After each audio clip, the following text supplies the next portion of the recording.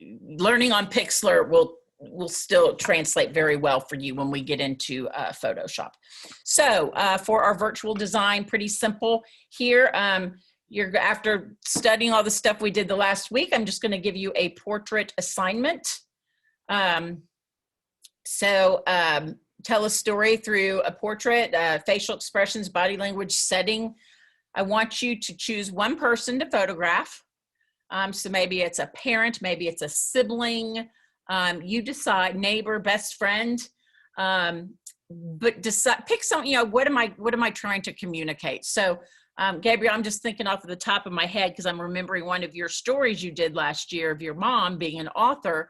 So, you know, maybe you do your mom when she's at her desk and she's writing, or so. I mean, I don't know. That's just an example of that would tell a story that she's an author and she writes. So that's what I mean when I say think of something that you can tell a story about. I mean, if you have younger siblings or older, but younger siblings, I think little ones are just, their faces are so expressive. So I think you could even just do something about the joy of a child with the look of innocence. But I want you to take minimum 10 photos. Of course, more is always better, but I want minimum 10 for the purpose of this assignment to allow you choices. You're going to create the Spark Learning Journal like we did last year.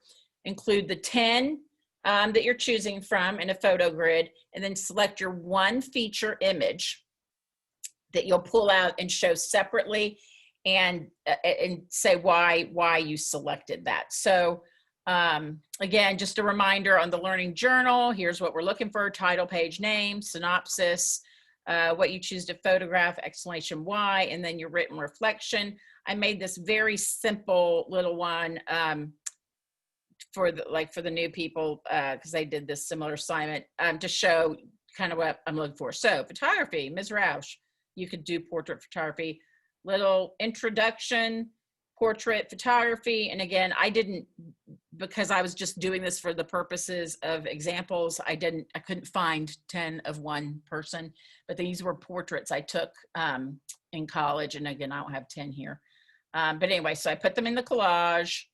And then there's my feature image, and I kind of did a little thing about why I chose that as my feature image.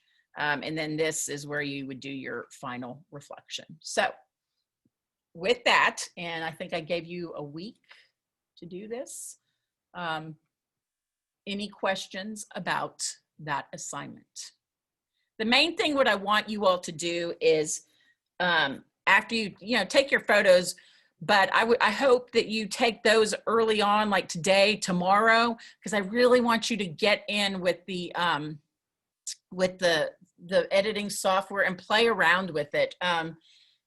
Crop them, work on, if you don't like the tone, just play with the software.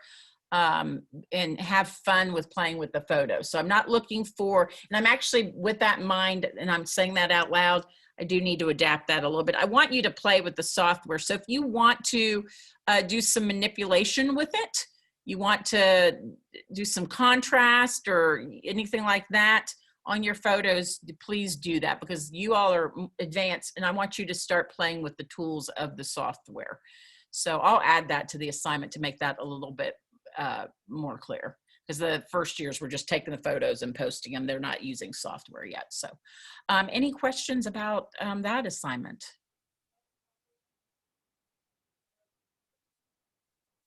No? Okay.